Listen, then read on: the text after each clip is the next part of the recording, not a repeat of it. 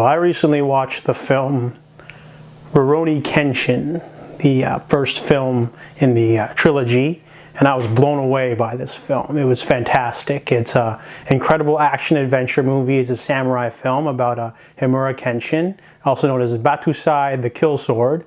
From age 14 to 19, he was a deadly assassin and built up this terrible reputation and fought in the wars for the shogunate.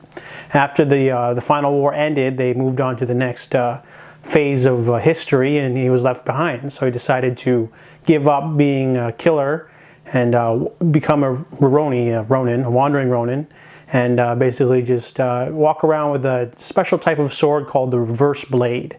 The reverse blade is not sharp on the main end, it's on the other end, so he can't cut anyone down. So Himura gets roped into this plot with an evil opium drug lord who wants to control the populace with a super recipe of opium.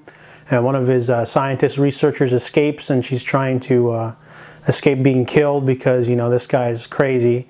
And Himura ends up meeting this kendo instructor, falling in love with her, and they all get mixed up. There's a lot of different storylines, there's a lot of different characters, but it manages to actually like weave them all together rather well. They also throw in a few flashbacks for Himura as well. And one other thing I really liked is the movie's very stylized, but it's not too stylized. I love the way Himura runs. He's got this sort of fast speed.